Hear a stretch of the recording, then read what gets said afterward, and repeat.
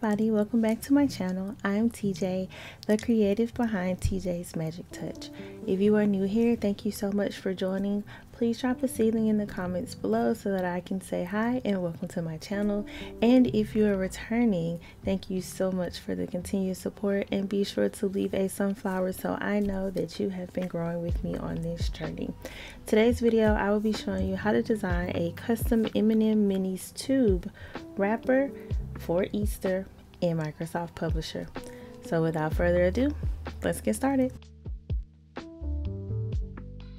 When you first open up Microsoft Publisher, you will see this gray screen here with the various size templates that you can open up and use. For this template, we are going to click on more blank page sizes, and from there we're going to type in the measurements of the file that we are creating. To do this, we are going to click on create new page size.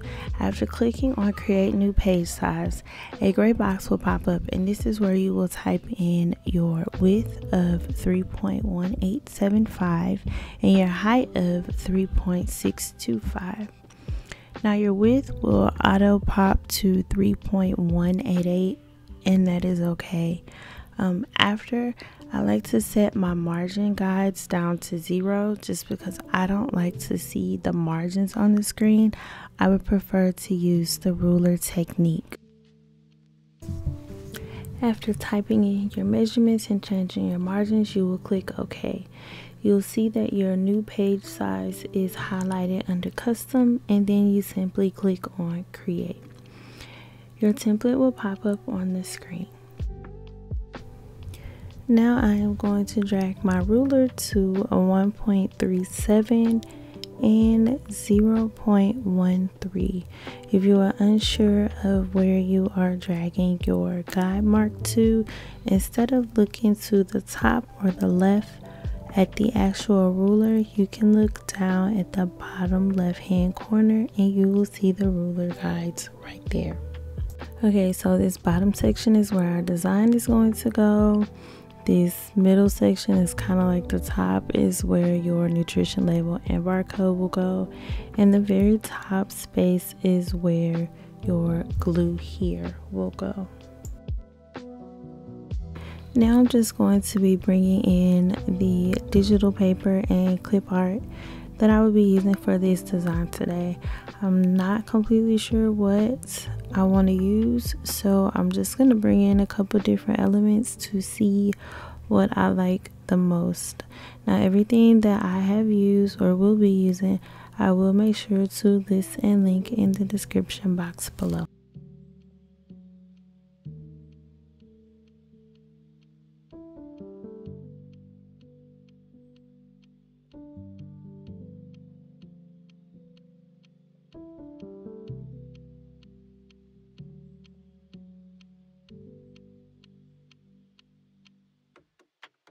To adjust the color of the text, I'm going to click on shape fill at the top and find a color that closely matches my background, changing the outline to white with shape outline and adding a shadow with shape effects. Now that I have the font looking the way that I want it to look, I'm going to start bringing in my clip art. I started by bringing in this bunny, but since the bunny is white and so is my background, the two are blending together.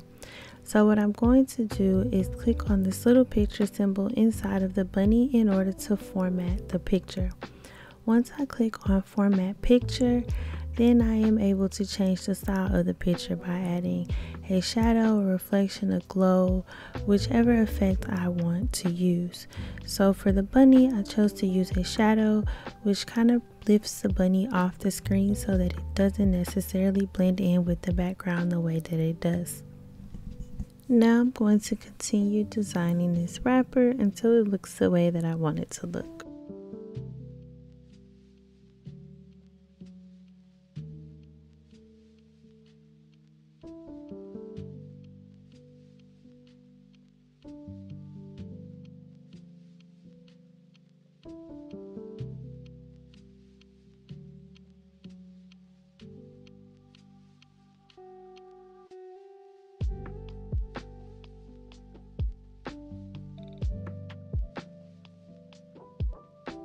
To add the words glue here, I'm going to type in insert and click on draw text box, and then I'm simply going to type inside of the text box and adjust it to where I want it on the screen.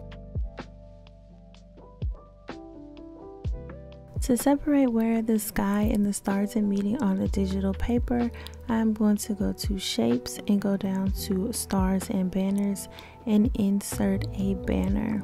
I'm using this banner to separate the two, but also bring it together at the same time. I'm going to format the shape by going to shape outline, no outline. I'm going to highlight everything that I have placed on the screen, and then I'm simply going to bring it down so that I can continue adjusting the shape. Now, because I want it to be a little bit recognizable as Bunny Bates, I'm going to go to shape fill and Bing image search and simply type in the chocolate coated candies that are in the tube. I'm going to find a picture that I like and insert it. Now this picture looks a little warped, so I'm going to go to fill effects and simply mess with the way the picture is fitting inside of the shape. So you can adjust the scaling up and down, you can adjust the transparency, you can adjust how it's aligned, whether it's tiled or not, whether it's a pattern fill. So I'm just simply going to continue to adjust until it looks the way that I want it to look.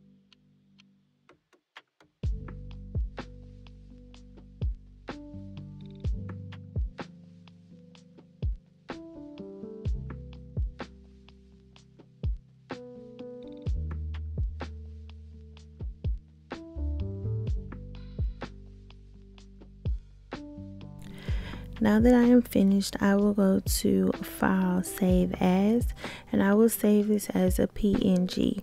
Remember, you cannot print from here because this is actually set up as the size of the wrapper and it is not set up as your sheet size. So after saving as a PNG, I will go to File, Create New, and set up an 8.5 by 11 sheet in landscape mode. 6 of these images will fit per sheet.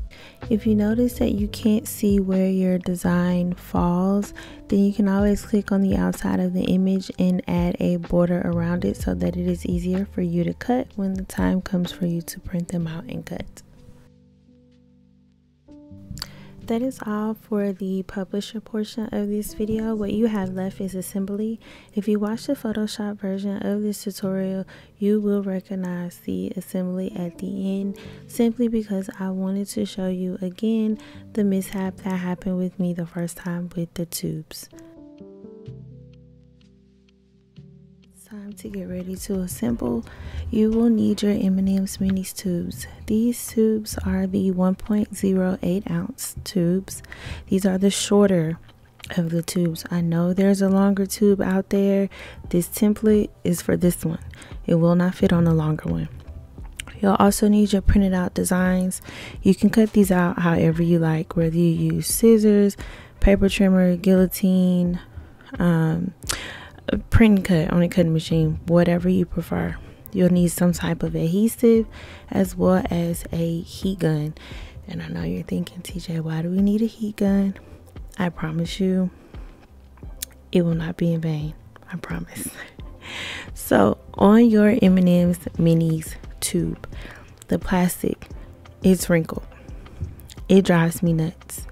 So when wrapping it, if you don't do something about the wrinkled plastic, your design puckers, unless you make your design shorter to where it's under the plastic, and I don't like doing that either. So I take my heat gun, since this is technically shrink wrap, I take my heat gun to get the wrinkles out of the plastic. After heating it up for about 15 to 20 seconds, the wrinkles are gone, the plastic is flat, and now I can wrap freely without the interference of wrinkles in the plastic.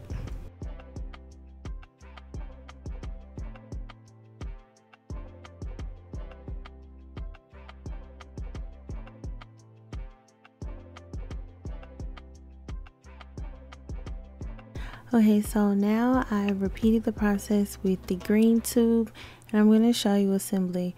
For assembly, you're going to take your adhesive of your choice and apply a strip along the top where it says glue here in the front, as well as a strip along the top in the back.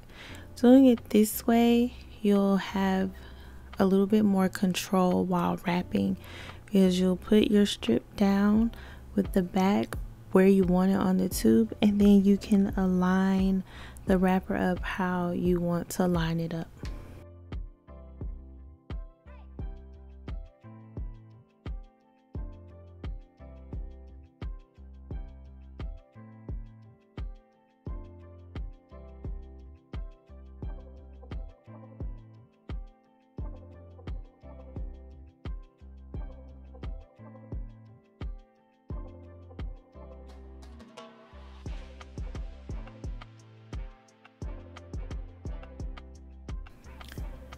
Okay, so before I go, I want to revisit adhesives or tape, whichever you choose to use for this project.